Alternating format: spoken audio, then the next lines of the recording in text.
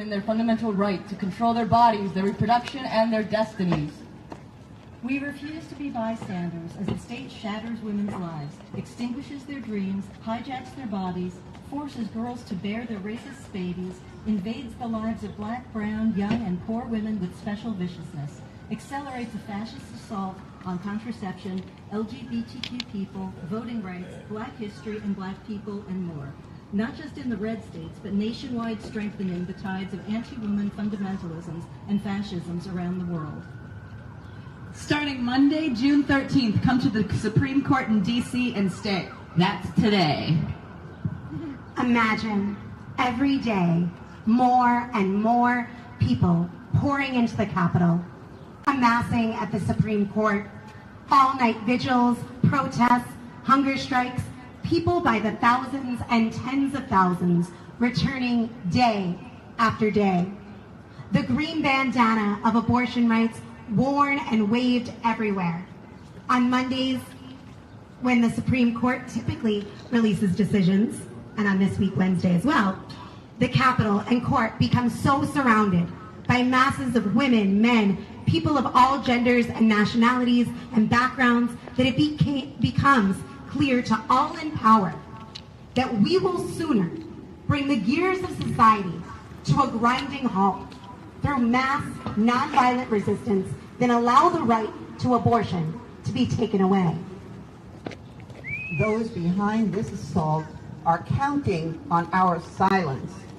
We must not give it to them. Even fascist women haters worry about losing the perceived legitimacy of their institutions and their system when they are faced with truly massive, unignorable, and unrelenting nonviolent resistance. And if even in the face of our determined opposition, the court still revokes abortion rights, we will be in a far stronger position to continue the struggle for women's freedom, for having dared to rise up. The whole world is watching, so let them see our courage.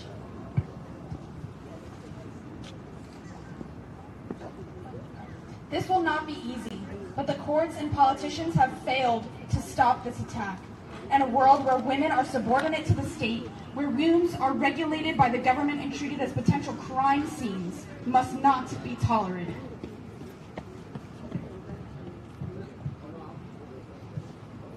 Let our visible courage call forth the courage of others. Let our righteous fury awaken the suppressed fury of millions of women and girls and all who love justice. Let our willingness to put it on the line not only defeat this crime against women while there is still a chance to do so, but to forge us into a more daring, deeply connected, and justice-seeking people, while building a future where women and all people are free. If not now, then when? The future depends on what we do or fail to do. During these monumentous days, if not all of us together, then who? Let us act with boldness, daring, and courage. Rise up for abortion rights. Forced motherhood equals female enslavement. Abortion on demand and without apology. Overturn Roe? Hell no! Overturn Roe? Hell no! Overturn Roe? Hell no! Overturn Roe? Hell no! Now we're going to start a speak out portion of this demonstration in which we're calling, these are different members, different people who have come from all over the country. They've come from all over the country to answer our call to get to D.C. And now the challenge is to you. You who care. What are you going to do? Whether you're seeing this on the internet, while you're hearing me through the streets of D.C., what are you going to do?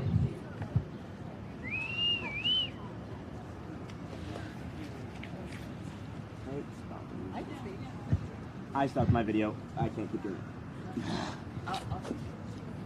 All right, I want to introduce Abby.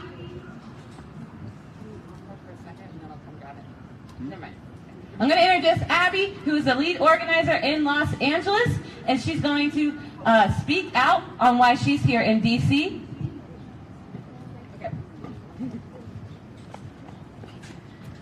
Hello, hello, hello, everyone. Hi, Abby. Hi, I'm way for the record to start before I get into the topic.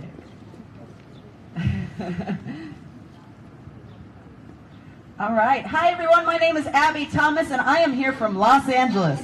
I just got here, literally just got here. My suitcase is behind me. I came straight from the airport, and I am here representing the Los Angeles chapter of Rise Up for Abortion Rights.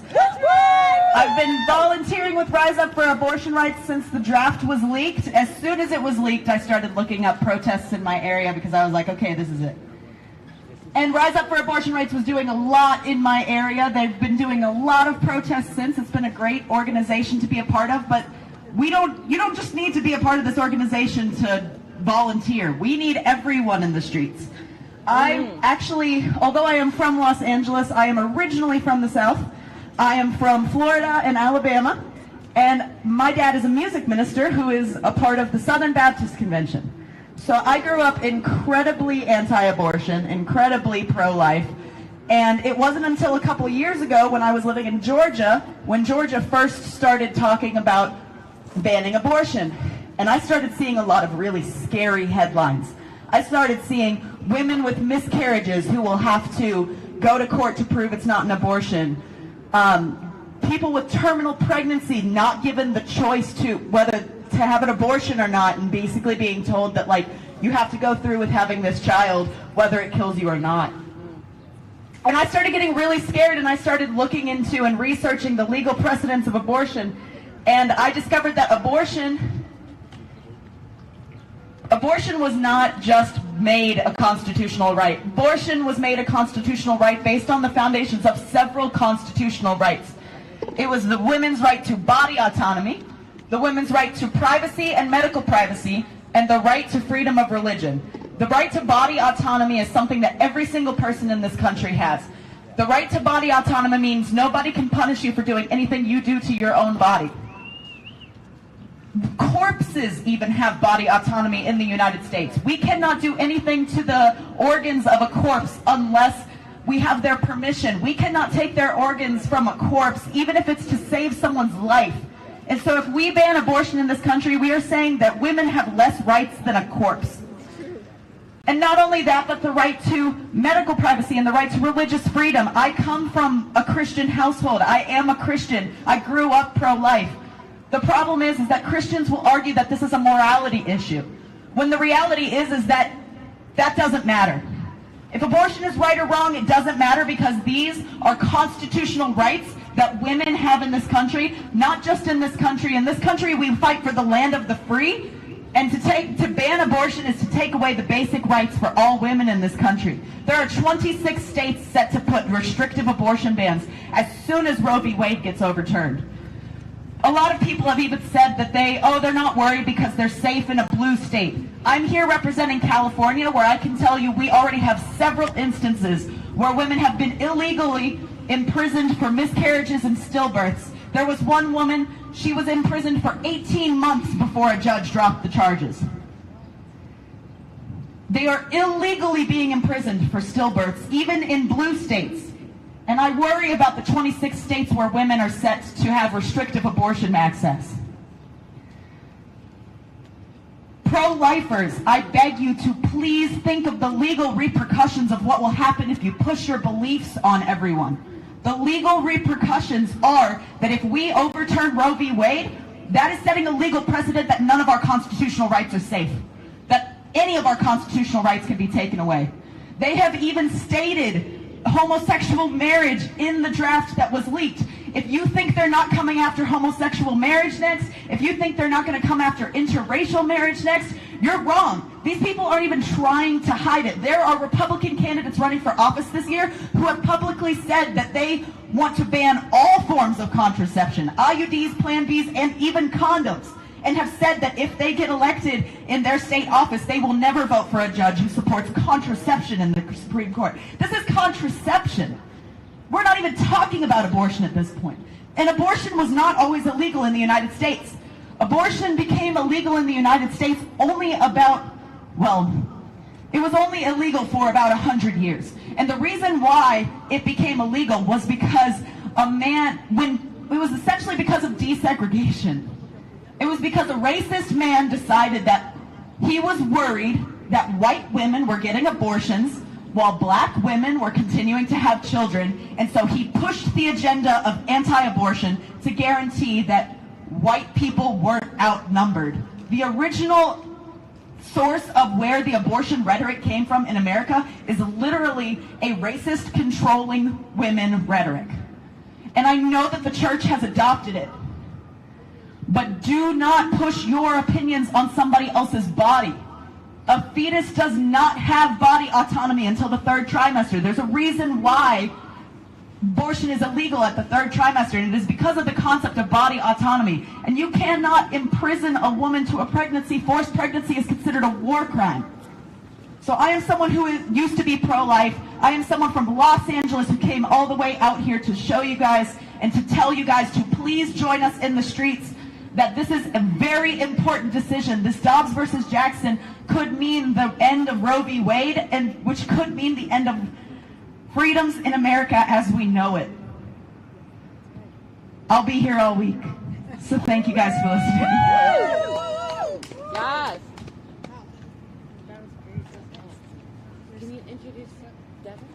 Yeah. Next we have Devin, who's going to speak. Devin, what city are you from? I'm from Philly. Yes. Hello. My name is Devin. I'm a student organizer with Rise Up for Abortion Rights. I've been organizing with their New York chapter for the past few months. And the thing that I have been most inspired by over these past few months is the amount of students who I've seen becoming involved in this and becoming angry. And I am angry. I am frustrated that it is left to our generation again to fight for this right. This is something that was fought for. This was already fought for, and here we are. And we're repeating history, and I'm sick and tired of repeating history. So I'm also an artist and a performer, and so this is a sort of spoken word speech that I wrote. Our movement.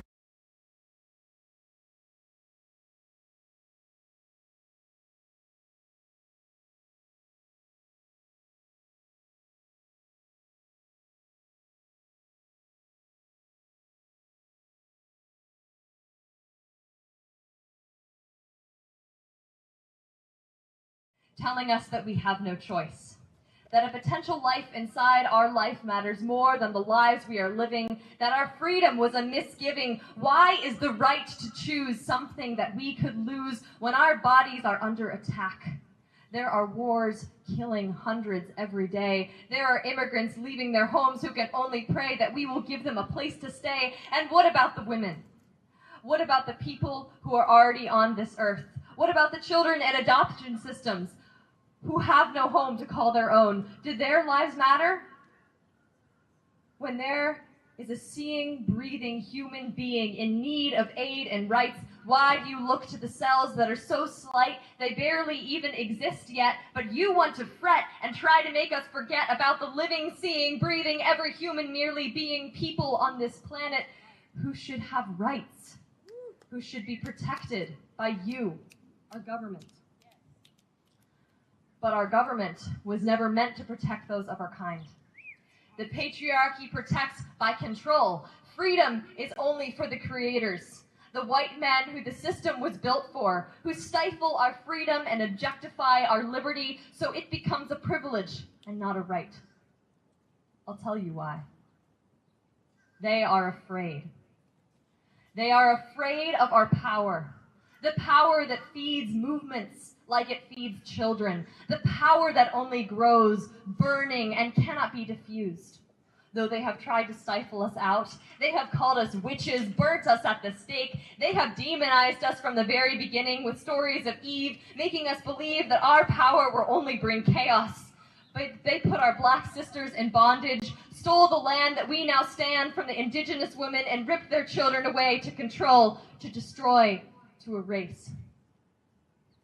Abortion bans are the result of our patriarchal government who forbid birth control and abortion to control what they never will have control over. Women, reproduction, bringing life or not bringing life into this world. It is a racist system. It is an oppressive system. It is a sexist and gendered system that wants to turn the clocks back before Roe and after the first ban of abortion in the 1820s. So where does this leave us? Where is the I in this movement? You know, this is our future. All of our futures, slowly slipping away like sand, fading through the other side of the hourglass of freedom. We must catch it before it all disappears.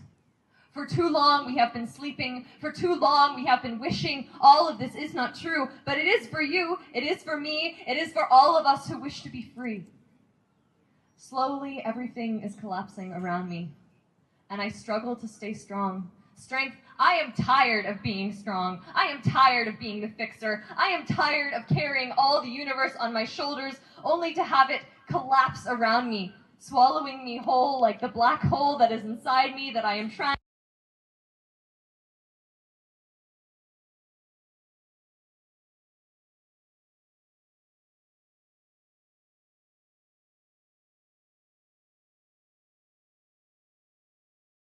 out of my skin. It seems as if the world is rejecting my presence, hurling me out like a child rejects a spoonful of what is good for them. We are good for the world. The world is good for us. But somehow the link has become thwarted. The connection is corrupt by the adhesive which has manipulated from attracting to repelling.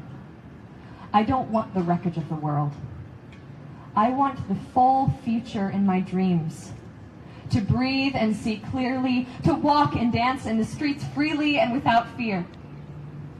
So we will take up the torch once more, because we have to. Because the rights at stake are non-negotiable. Because abortion is a human right that is worth the fight. This movement is bigger than ourselves. It is grander than this moment in time. We are making history. Making history for the voices who are being silenced, for the women, the BIPOC women, for the youth, for the LGBTQ community, for the immigrants, for all of those who have been forced into the shadows. We raise your voices. This is your movement, our movement. We must rise together, rise up together like the ocean waves, rise together for women who are in their graves, who died with a coat hanger by their side because illegal abortion was not on their side. Those who fought before us in the movement that live on in our history, who transferred their power to us so we can break the cycle, so we can be the last generation to fight for abortion rights. Hold your lights tight. Do not let them flicker out. You will need them, because this is our movement. Thank you.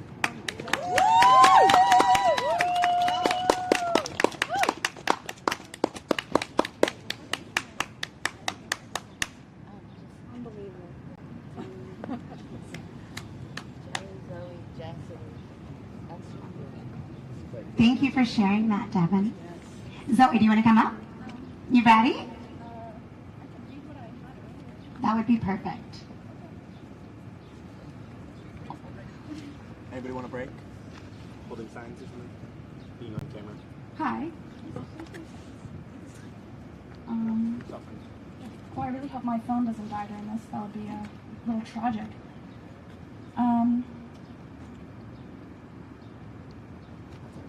Okay, so standing out in front of the Supreme Court in the middle of June, which is Pride Month. For those of us who are members of the LGBTQ community, this is our month. This is our month of representation.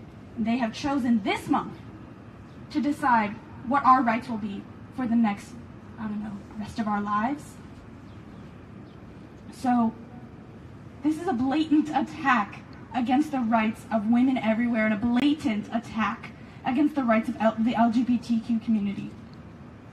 Because who's to say what comes next after this?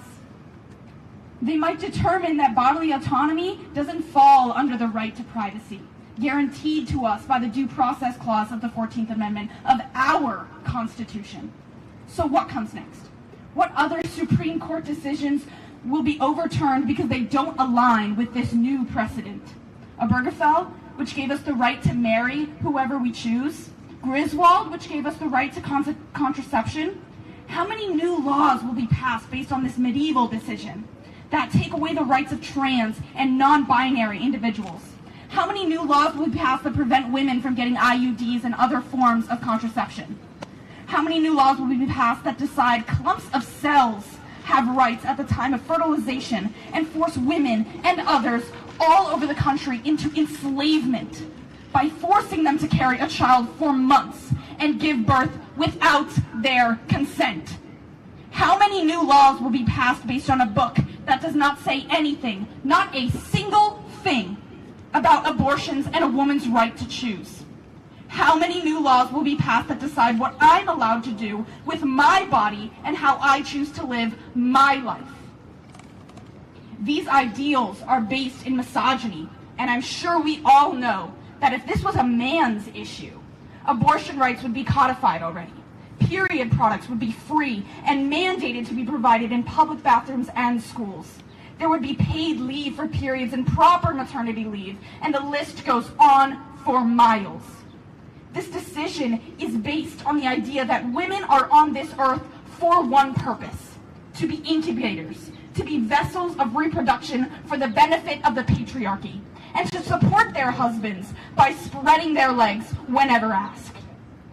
Well, to this I have to say, our bodies are not property of the state. They are not the property of our husbands or our fathers. They are ours, and ours alone.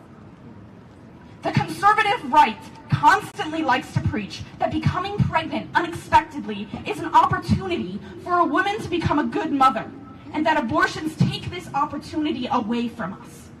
However, we are being better mothers by refusing to bring a child into a world that will not accept them.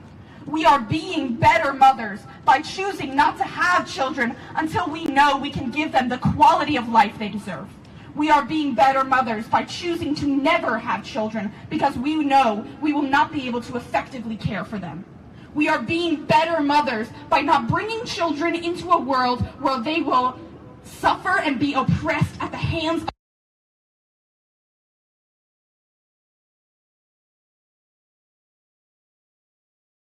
suffer and women die. We will not go back. Say it with me. We will not go back. It is 2022, and we refuse to support a government that does not support us. We can impeach this fascist court. We have that ability. We can kick the fascists who are in office right now out and vote for Democrats or others who will fulfill their promises. We will not let this decision stand if it takes away our rights, and we will continue to fight until our rights are returned to us after that time. They should never, ever have been threatened in the first place.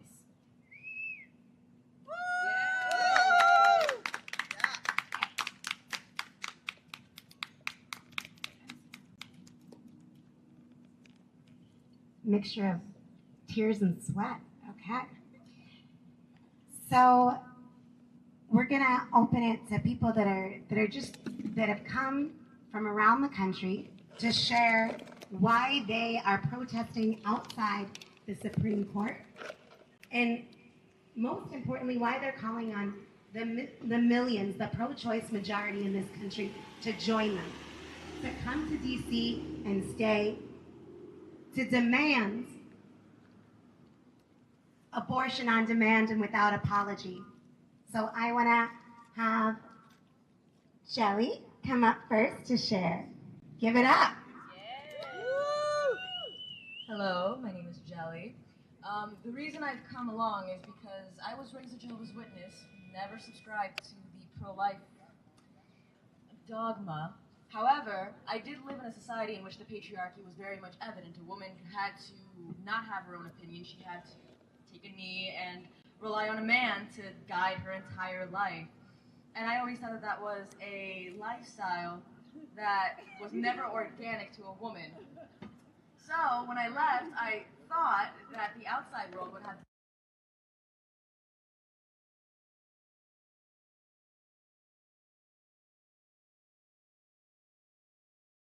authority over women, and that the Jehovah's Witnesses were just a branch off a bigger tree, in which is rooted in the same subjugation of women and the same empowerment of men. Our liberties, our bodily autonomies have been sold to men as a price to pay for them having to sell their physical labor to an unjust government that exploits them.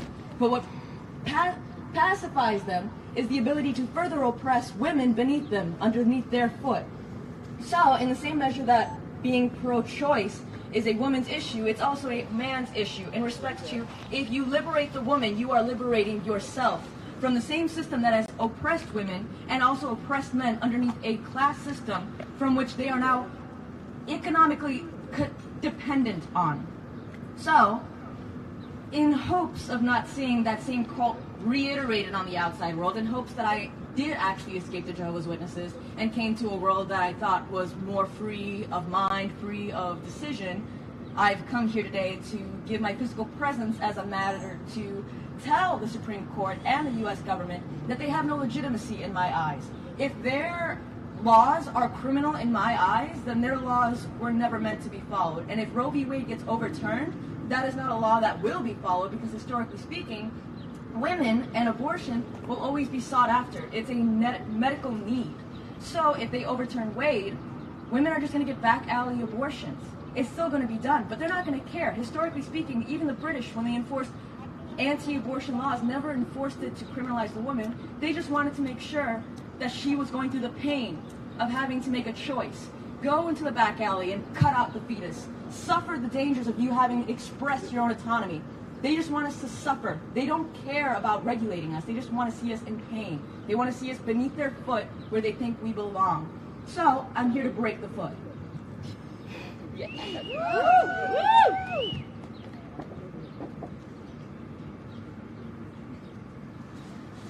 All right. Jess. Giving you a new name. Jess from Jersey. Give it up for Jess from Jersey. Yes.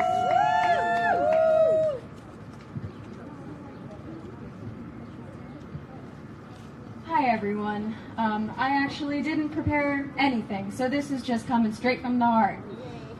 My mother, who is here with me, we woke up at 3:30 a.m. to drive down to DC to be here today, and it has been hot, and I have never been happier.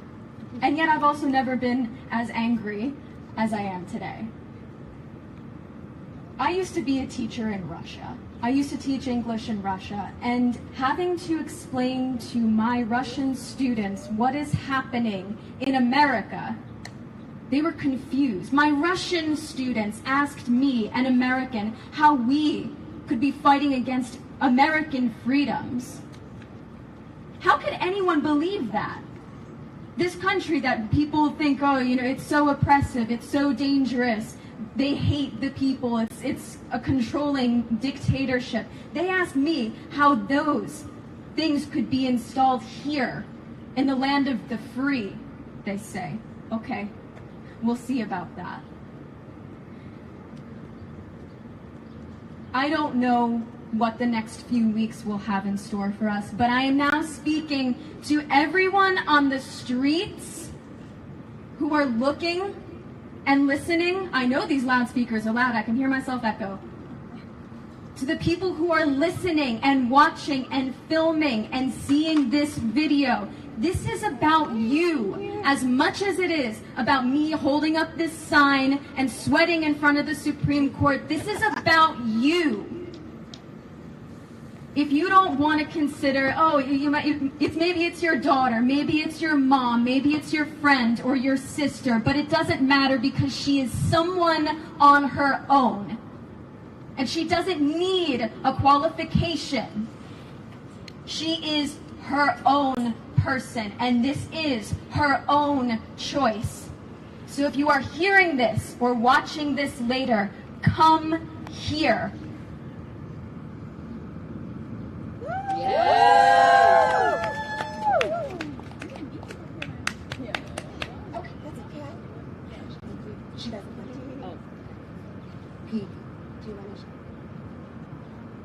you want to share just what you shared in the circle? Yes, okay. Kayuki from Philly is going to share.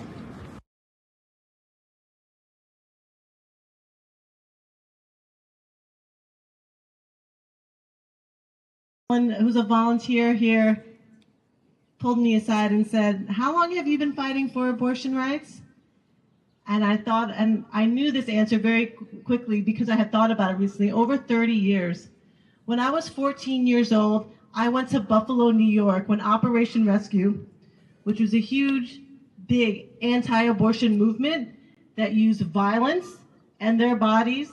They used violence, they terrorized women, they killed abortion doctors, and they called on people to come and ascend onto clinics and to terrorize the women that were getting abortions.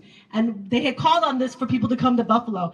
And I was one of the people who heard the call at 14 years old. And there was something visceral that I felt about having rights taken away, that this was my body, not only my body and my choice, but that these Christian fundamentalists had a vision of what women can and cannot be. That they had a vision of what gender was, that they had a vision that they were going to enforce their patriarchy on you, no matter what you believed in. And so at 14 years old, I went down to Buffalo, New York, and put my body on the line to defend these clinics and to go up against Operation Rescue. And the vile things of this Christian fundamentalist, fascist, anti-choice movement is the future that they want. It is a future that is anti-gay.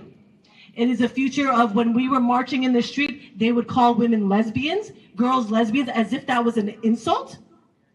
That they thought that was an insulting thing. That they did not believe that women and young people had control of their own bodies. That they did not like the independence, that the freedom and the power that young people were holding and young women were holding by saying we refuse to accept this kind of society.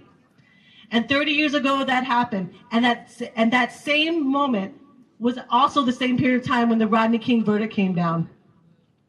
And there was a cross-section in our society of the Christian fundamentalism, patriarchy in our society, and the white supremacy reinforced with the Rodney King verdict.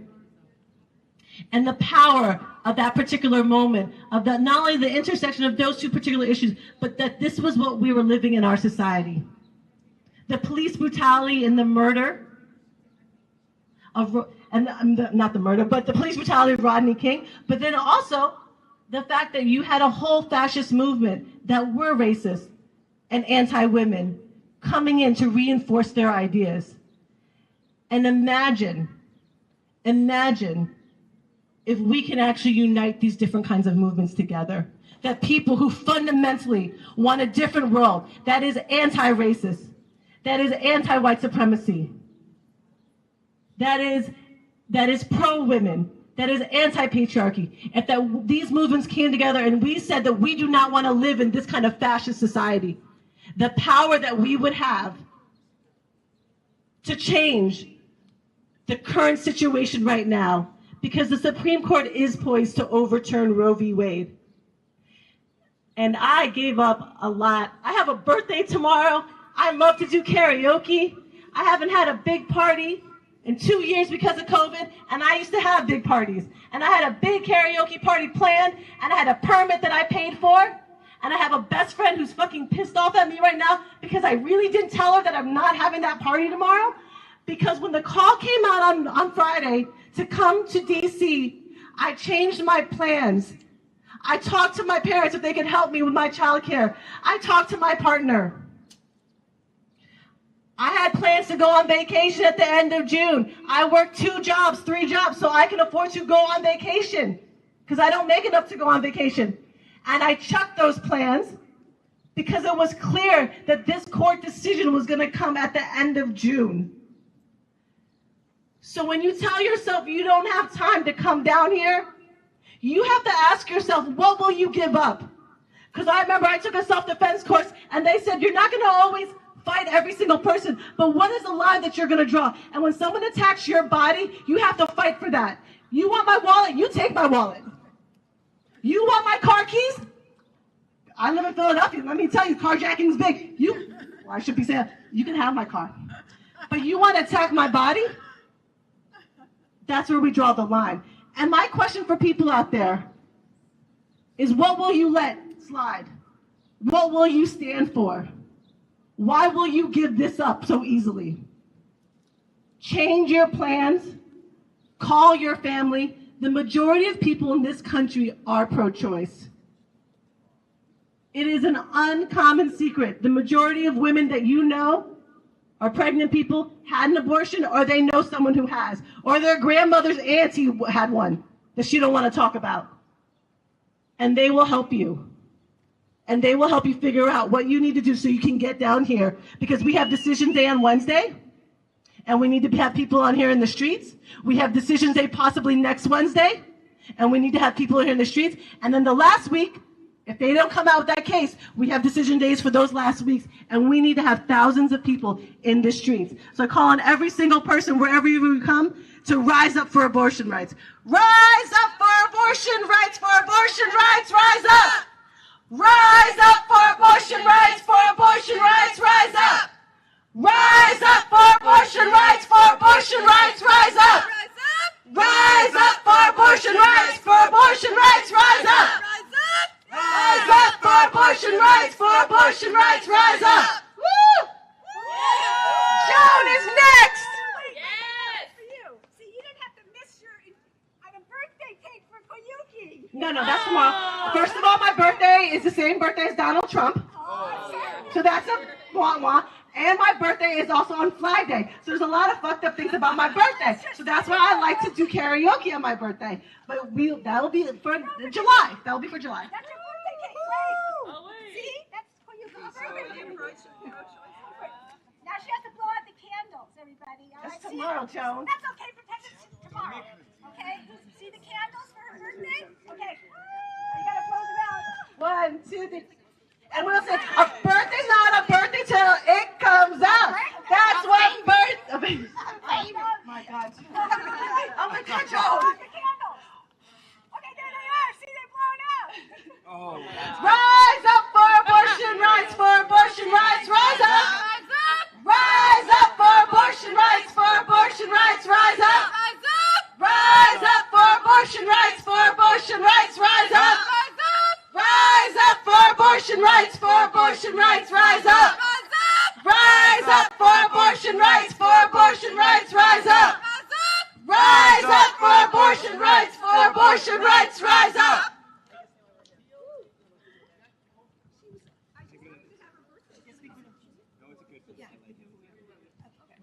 We are Rise Up for Abortion Rights, and we are here because the Supreme Court decision that could possibly overturn Roe v. Wade could happen any day.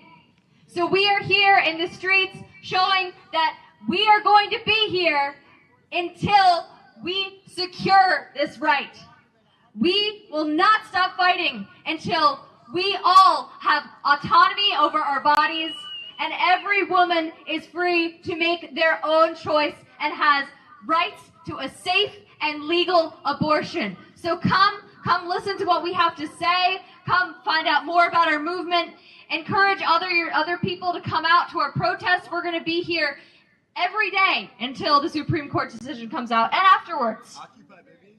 We need to occupy the space. We need to be in the streets. So come out, listen to our message, encourage people, anyone that you can, to come down to DC. We need thousands in the streets to show that we will not stand for this.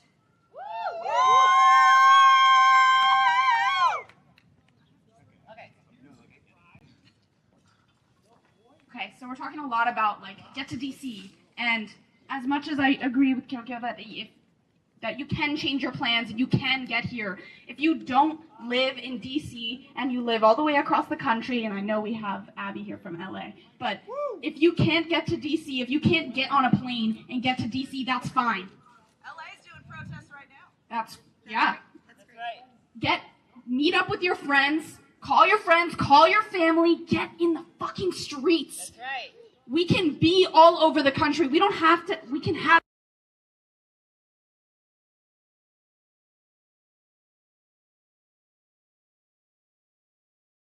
no more business as usual. Okay? You don't have to just be in DC. You can be anywhere. Go stand outside your state Supreme Court and demand more. Demand better. Because the state does not get to control me. It does not get to control you. We have the Bill of Rights for a reason. They put it in there for a reason. And it still exists. This decision doesn't take it away. The Bill of Rights is still there. And we will not let this decision decide what we are going to do with our bodies. Just because you take away the right to a safe abortion doesn't mean they won't happen. They will just be unsafe, and women will die.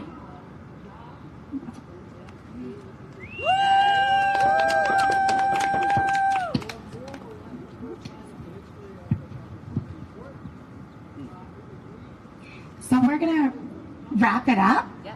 But I did want to just speak to the people that are here and say that we will be back. We will be back tomorrow at 5 p.m.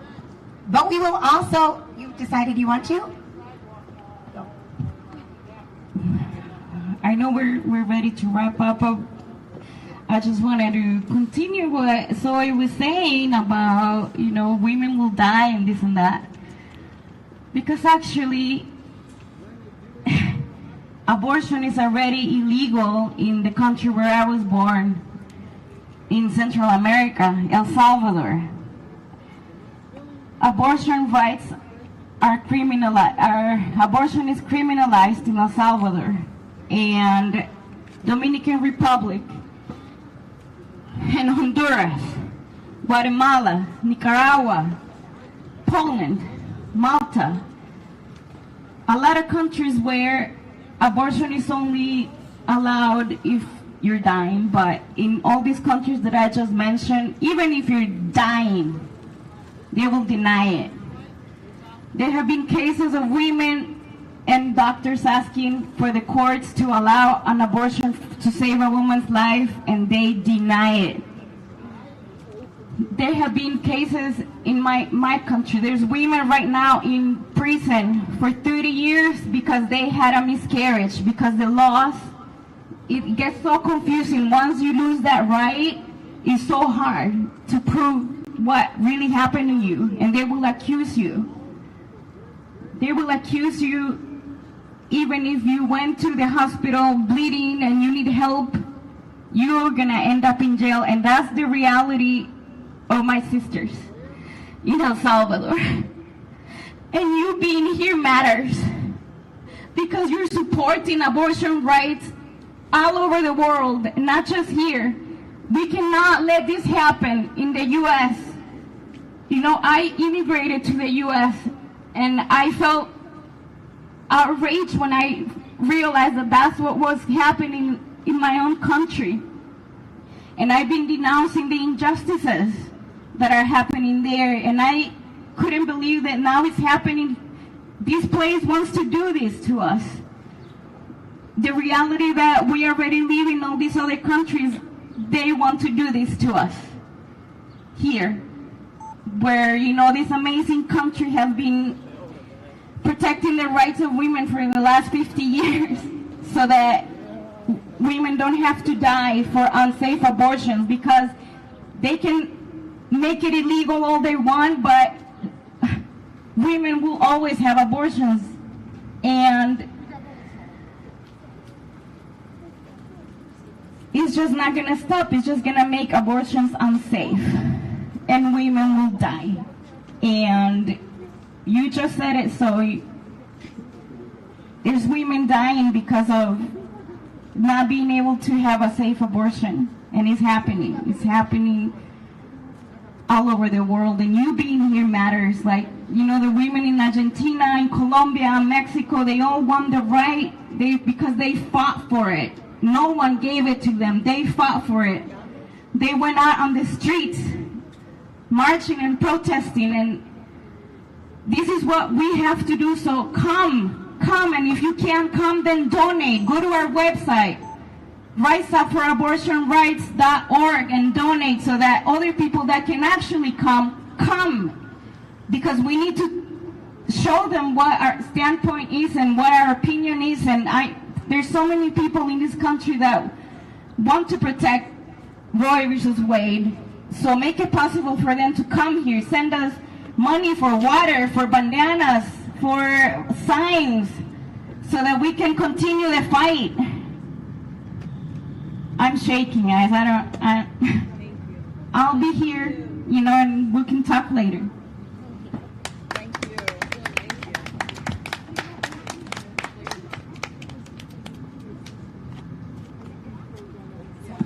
I'm gonna turn off the mic, I think. Yeah.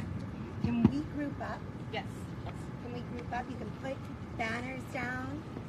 If you're just meeting us, continue to talk to the people that are talking to you, but everybody else, let's group up.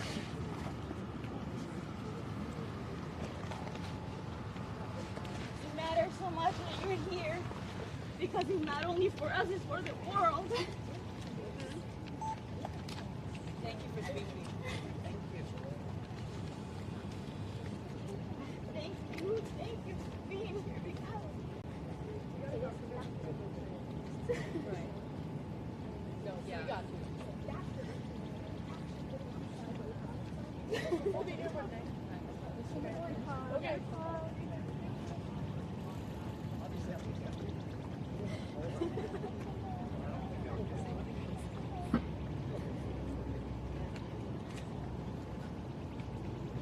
No, it is absolutely true what Patricia's saying. It matters to the whole world. It matters to the whole world. Watching what we're doing. Everyone's watching what's going to happen. No, it is a big deal. It is a big deal. And we want to talk briefly about tomorrow and some plans and make sure that people that will be here are connected so that we can make tomorrow happen. And people that are going home know that whatever, if we're going to edit those speeches, we're going to get them out, we're going to spread them as soon as you see them, be part of spreading them. There were two points that came up through people speaking out that I just wanted to put a focus on. And one of them is why it matters, whether it's legal or not. And it is not, and this is something that many people spoke to. People spoke to the fact that people will still continue to go and get abortions. But the other part of it is that once you lose it, it is very hard to win it back. And they are not stopping at a partial restriction on abortion. They are going for it all. And they are going for what we have already in Oklahoma, which is a ban at conception. There is no Roe in Oklahoma right now, right? And that's what the norm will be. And what we've seen, people have this illusion of like, oh, well, if it gets overturned, then people will come in the street and we'll fight and we'll win it back. No. We cannot assume that. First of all, it's very hard for that to happen. And usually what happens is the fascists are more emboldened. They go out, they outdo each other. Yeah. And the second is, we've seen what's happened in Kentucky, in Oklahoma, in Texas, in all these states that have made extreme restrictions on abortion rights. The streets were, excuse my language, fucking silent. And so it matters that we're out there and we're fighting for it now. And it matters that it stay legal. Yes, there will be people who will get safe abortions. Yeah, it's true. Not everybody will die. That's what happens. But there will be so many who have children that they do not want to have, who are forced to give birth, who are told by the state that they are nothing more than an incubator. And that shames and harms women everywhere.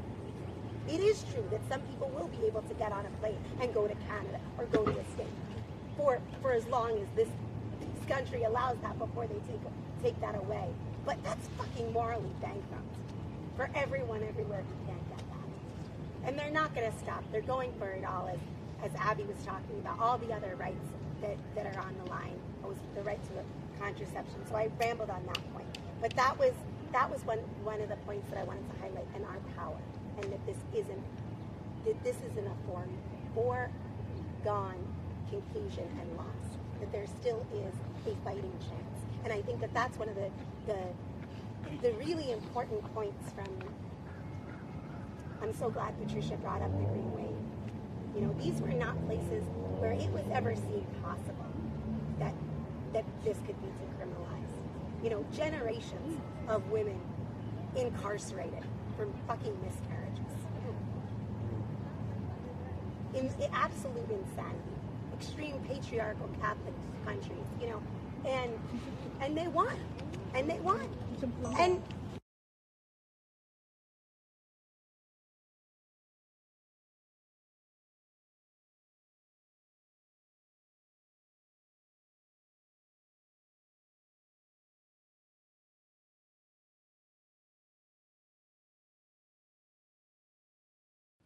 plan. We want to go out, and if you're staying, we want to go out tomorrow, and we want to win more. You know, a lot of people spoke about the pro-choice majority making themselves visible. Well, that's what we got to go out and do tomorrow. And so there's some ideas that we had, and we'd like to pull some people together to kind of nail down which of those ideas we should pursue. You might have other ideas, and then 5 p.m. right back here. Right back here. And then Wednesday, 8 a.m. and 5 p.m. I'm probably missing things. I was just going to add that tomorrow night there are going to be some people camping out, and I will say from the experience we had last night, actually, like, you know, we took a turn to someone staying awake to make sure everyone, you know, not everything was safe and touched and no one fucking with anyone, but you know, it was also the amount of love we got from people all over the country, and then being here, people are watching us, you know, people are watching this. And so if anyone wants to camp out tomorrow, please let me know. I will be a part of that team. And it is not a requirement. It's not a requirement, but if anyone wants to, it actually was pretty fun. This one wouldn't stop talking like it was a slumber party. So we're like, we need some sleep. But part of the camp out is that we sleep. But anyways, no, it was really fun. So if anyone wants to be a part of that, you can ask me questions or anything, and I'll talk with you about that. But yeah, the ideas for tomorrow were teams going out around lunchtime to like busy eating areas, shopping centers, possibly a hospital during shift change. Yeah. So when all the doctors and nurses come out and they're, you know, getting doctors to wear the green bandana and come out with us at 5 o'clock if they can, or send people, tell people, you know, donate, and then also go to high schools tomorrow. Get these youth in DC out here with us. Are they still in session? They are. Yes, until they June are. 27th. Oh, really? Yeah. So those are the two plans. Yes. Do we have anything specific for tomorrow morning, or are we just doing more outreach, like maybe go to high schools and that sort of thing? No, I think it's just going to be teams like maybe starting at 11. Okay. Nothing early, but we should.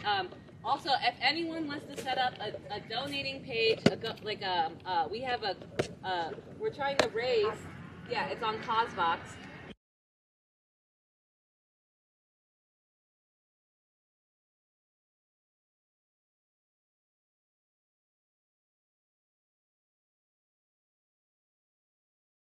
Your friends and family are more compelled to donate to it if you're calling them to donate to it. Just come support you, come support the movement you've been a part of, even if you're not staying. The fact that you've been a part of it, they're more compelled to share. So if you want to, I can send you links to how to set up your own profile.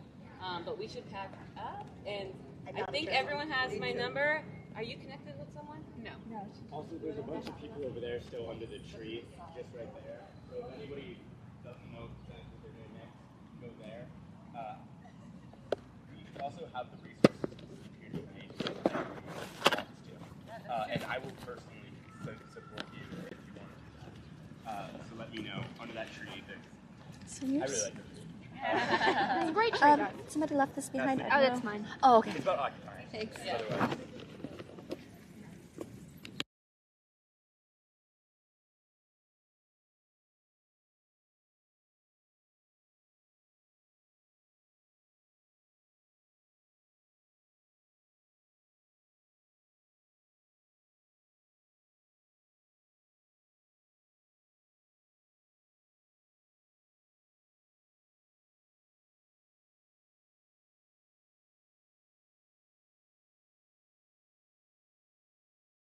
on like a real horror kind of way.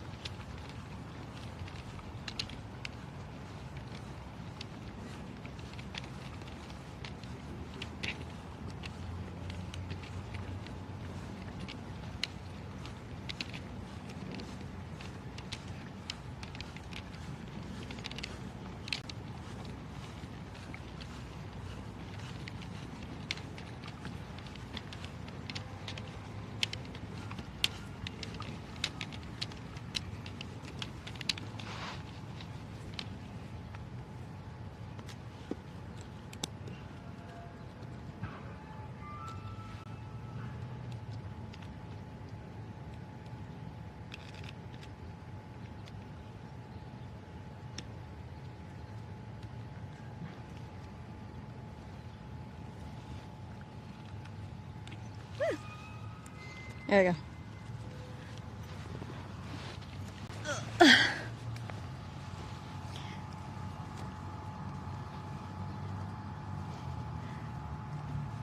Just give me a second, guys.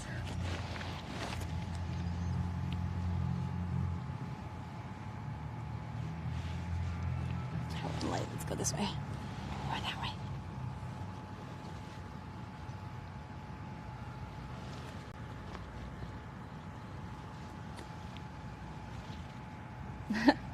There we go. So you can stop hearing the echo.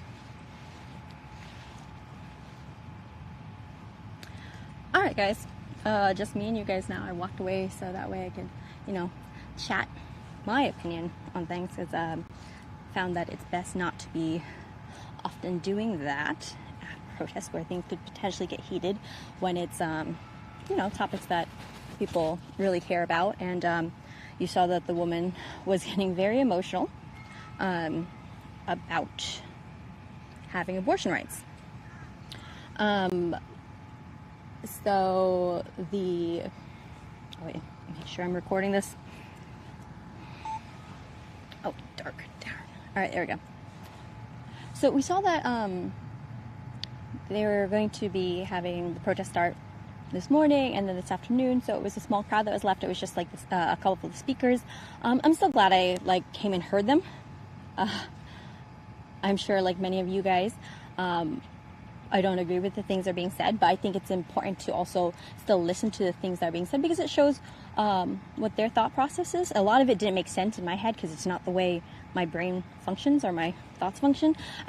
Since it was a small crowd, I wanted to ask a couple interviews, but I'll have to save that for a later date. Basically, like how they were talking about contraceptives, like being ruled against the law. I've never heard of that.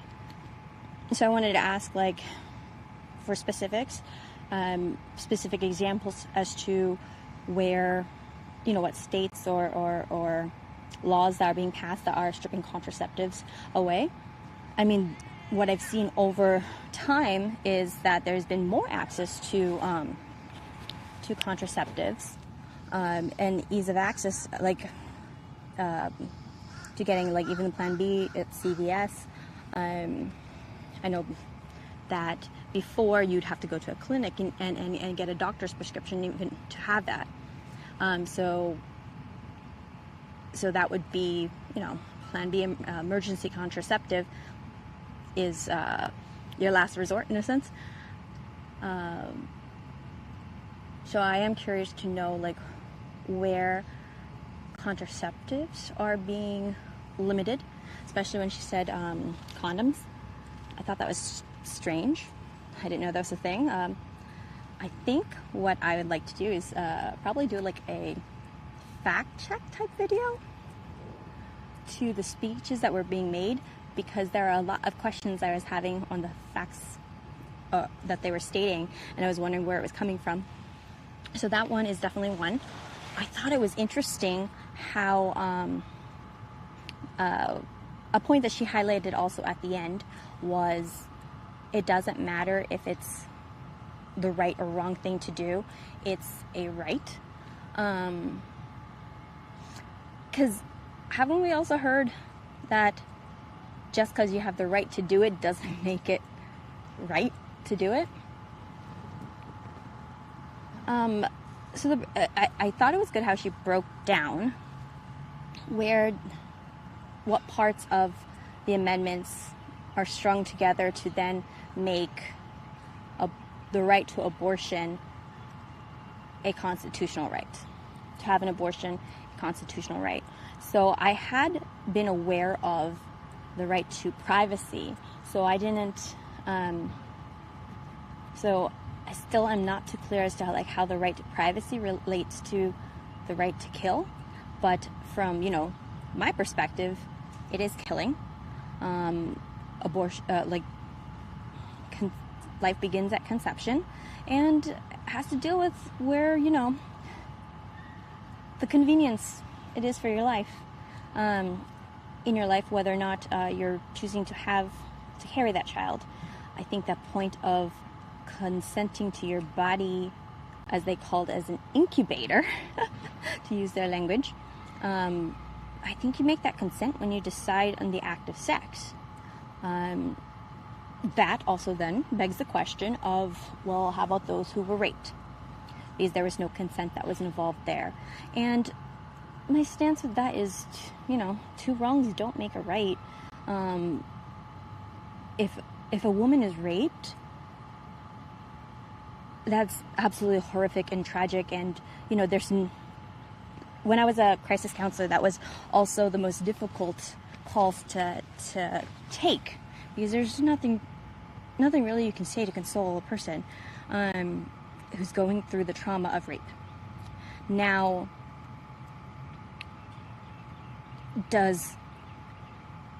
if a child is conceived out of that rape, does it give that person, a pass in a sense? I feel like my words are maybe too loose when I say that.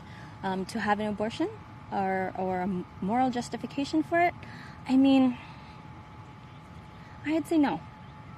And because the crime was done on to the woman when she was raped.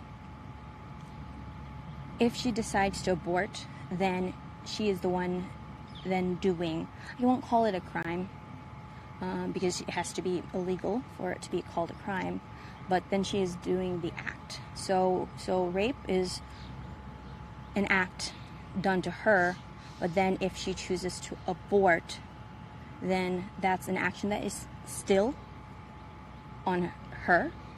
And with that being said, it's, at the end of the day, it's the relationship you have with God. Because that's the only person you're going to be, or entity that you're going to be answering to at the end of the day. I mean, if a person gets an abortion, they don't owe me an explanation. They don't owe you an explanation. They don't owe anybody an explanation. But we will all be judged for it. So it comes down to, a lot of it is convenience driven. Whether or not we have the finances to be caring for a baby, or we have, I'm about to lose this thing, so let me pop my other camera in. Man, this one has just been firing up. I didn't feel like it was that hot right now. Okay, let's quickly switch this over.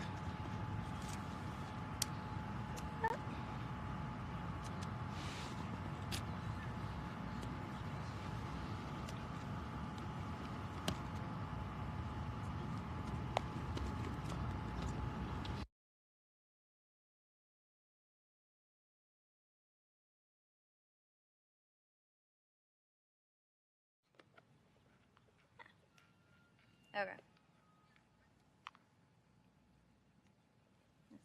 Not great to hold this. Sorry guys, bear with me. Everything's been overheating today. It's been so hot here in DC. I don't know if you guys can even hear me actually. The audio's really low. Let's pop this thing over here. Fantastic way to live stream.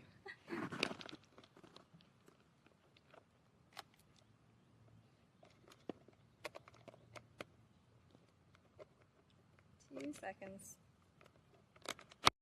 There. It's much better if I'm mic'd. I know I talk very low.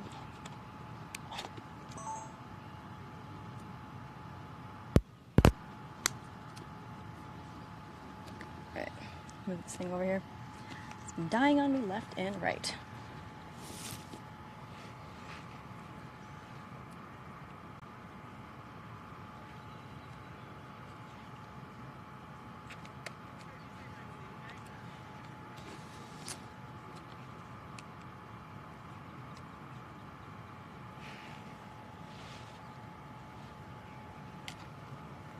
There we go.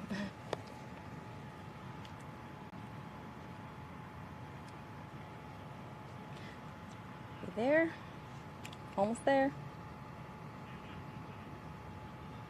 There we go. Thanks, Next. So watch you guys over here. So this is the setup that I have here. I have a new YOLO box, which is amazing, amazing, amazing. I'm so happy I got it because it helps me to monitor is one thing. And also to put in those be right backs and starting soon, and stops the camera from cutting off the stream actually when I have to change the battery like that. That does happen. Okay. Gosh, I'm sorry, I lost my stream. My stream while I'm streaming, I lost my stream.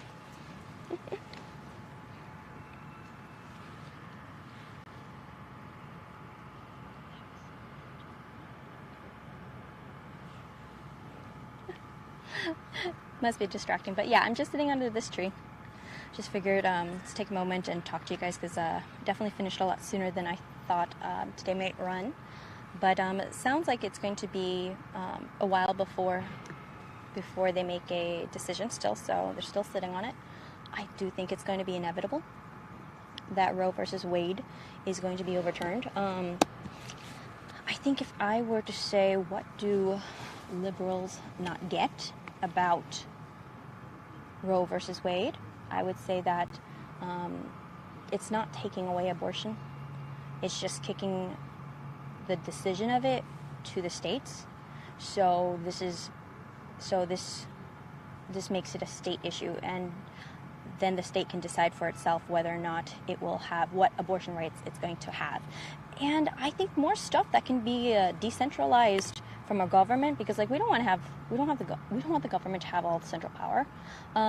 Checks and balances, and you know, different states have different populations, so to meet the needs of that, we saw during like the COVID lockdowns, though no states really shoved lockdown, we saw that places needed to make decisions for themselves, and why, you know, Governor DeSantis didn't lock down Florida while others did. So that's one thing I would highlight from the conservative perspective about Roe versus Wade, that it is not eliminating abortion. It's just simply kicking it back to the states to be able to make that decision. Let's see, let's check the comments a little bit. If it is not overturned, I would get out of DC. They will probably riot. I mean, have mostly peaceful protests. Oh, pork rhino. Silly thought, you know, if I'll be here for the action.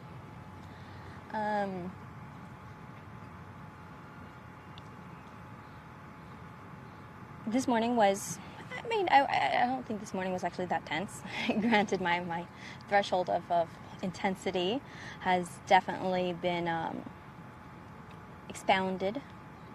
extended, grown a lot in this last like couple weeks, especially. I thought they were going to try and block traffic again at the end of the day as a way of like maybe when the Supreme Court was like leaving. So that wasn't the case. There was like nobody there when I got there, but for the 5 p.m. rally. like I said, I'm glad I came to watch the speeches because it's interesting to see what the arguments are on that side. And I mean, that's like, you guys know I rebranded, so no longer formerly Polish American Brotherhood. We are, me and you guys, together forever. But yes, so I have rebranded. I am now on the ground with Tara, and that's, you know, really what I do. I do on the ground coverage. A lot of editing work for you guys. The big one's going to be the Uvalde stuff. It's going to be like a 4, I think I organized it to 4, maybe 5, well, 5 episodes, including the NRA day that was in Houston. So a lot of editing work. But I'm interested in doing more of this docu-series type. And like when I go to these events, it's not so much about like debating people, or I'm not trying to change people's minds. I'm trying to take it a step back and just listen to what they're saying. So that's why I'm glad I attended the speeches right now, because I want to understand things from the other perspective, regardless if I agree or not. I think that all of us should try and do that, because we're as we become more isolated into our own echo chambers, we're thinking that we're right, and truly we need multiple dimensions in order to construct something together. So regardless if you agree or disagree with liberals or conservatives, we're gonna need to piece that all together in order to come up with the solutions. And so with the rebranding, this is more of that kind of mission, listening to what the other side has to say, trying to figure out, you know, what is it that the other side doesn't get. So what do conservatives not get? What do liberals not get? Because what I'm seeing is the close off of conversation. And a lot of people, and it's true, like, how can you have a conversation with somebody who's trying to kill you? I don't think everybody's trying to kill you. But once we leave the table and everything, I think we're gonna lose. So the point is to stay at the table, and that's what the rebranding has to do with, is an effort to direct not only myself, but also you guys, to stay at the table when it comes to the issues, listen to what both sides have to say. I know when I was streaming at the anti-gun rally the other day, everyone was like, "Oh, is Tara turning commie? Because, like, is she pro-guns?" I'm not. Pro-gun control to take away our rights and stuff. No, I'm just asking the questions to see their perspective, and I do have to ask it in a certain way so that people do not become defensive and close off, because the goal is to get people talking. And if you ask them or battle them, I'm not going to accomplish that goal. And for the most part, like, I think we all need a dose of compassion and a lesson in empathy. And that's something I definitely learned about when I was in Uvalde. I haven't streamed to talk about my experience there. Probably why I shouldn't right now, because it's getting me emotional. So it's not something I really can. Probably right now is not even the best time to talk about how I felt and what I saw and people I talked to and stuff. But okay, let's circle it back. Let's stay on what I'm doing today. It feels like, we're jumping around every single day, but yeah. Again, thankful to have been to, even if it was a small crowd, just to be listening to the speeches, because there was that woman who became very emotional at the end. It didn't make sense to me so much from an outsider's perspective, but that's her story. And at the end of the day, we need to stop attacking each other so much and just actually come up with solutions. Like, when I'm talking to people who are staunch, like 2A, man, they're cold. Like, when I was at the NRA protest and I was asking people about, how Uvalde is impacting people's like perspectives with guns and whether or not there should be gun control. A lot of people's first reaction from the conservative side, and I'm not trying to admonish anybody, but was to say it wasn't my fault. I never said it was. And even when I was on the ground at Uvalde and I would talk to people, the first thing I said to anybody in that community was, I'm so sorry that you were going through this. And I'm so sorry your community is going through this, and I'm praying for you to heal. Now, I'm not apologizing because I assume responsibility for what happened. But, you know, you express condolences because it was a tragedy. And I remember hearing this one press conference when one of, I have to check my notes to see who it was, but the police chief or whoever it was said, I'm not going to apologize because I don't think it's going to change anything. I was like, the arrogancy and the entitlement from this person to not even apologize and to state in such a way, like, I'm not going to apologize because it's not going to make a difference. I mean, yes, logically, like, you're not going to be able to bring those children back, but it's a time that everyone should try to do better. Am I sounding like a liberal when I say that? Do better. But it's true.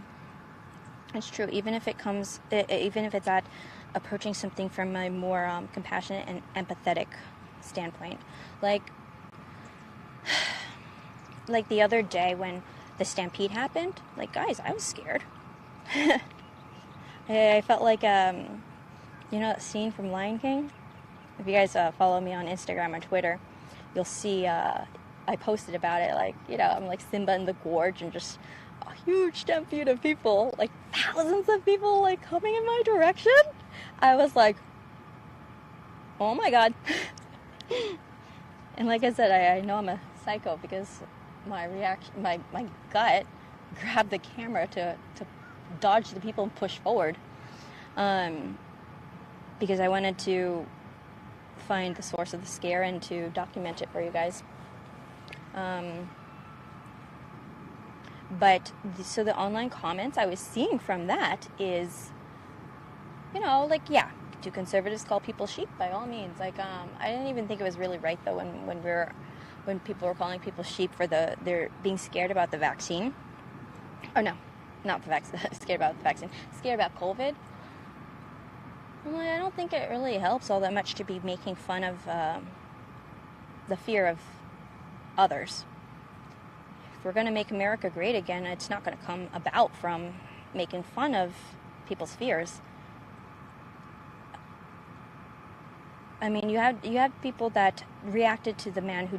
So basically what happened was the man jumped on stage and started shouting, like, I am a god, and people heard him say... From that, they heard him say, I have a gun, and supposedly he was reported to also say, I am not the shooter. And I was like, for the first thing when I heard that was one of his quotes, guys. If you check back on the channel, I interviewed a man who was in the front who witnessed it, and he told me that he saw and heard him say, like, I am a god, but he also heard, I have a gun. For him to say, I am not the shooter, I'm like, if this guy is a 2A person, I'm like, you're not winning any support by doing that. Like, there's no, that stunt doesn't rally people to support the Second Amendment. So I don't know what was the point or the goal of that. If anything, part of me was thinking, like, is this guy maybe on the for gun control and wanted to pull this stunt to then disguise himself as, like, a 2A person in order to make us look like assholes? That thought crossed my mind, because that stunt doesn't rally anybody behind gun control. And like, I try not to let online comments, like, make me upset or anything, but for the most part I don't, like, watch them. But it was interesting. Some of them made me laugh, honestly. Yeah, there are some good ones. Some of them made me laugh. Others I was just like, man, like, you are there. Like, I was scared. Once the speaker calmed the people down, and I stood still, like my hands are shaking. First thing I did, text my mother, text my mom, but my hands are shaking. And I was just worried about how a stampede like that would trample people, and people would get injured and hurt. That's what I saw when I saw people running that way. I thought it must be a shooter if people are running like that. That was something that crossed my head, especially with visiting Buffalo and then to Uvalde, and then being at a gun control rally. That crossed my mind. But so with the comments that I was seeing online, the people who are attending this rally, they are traumatized. America is traumatized. I'm traumatized. Like, maybe you see it or not, but I am traumatized.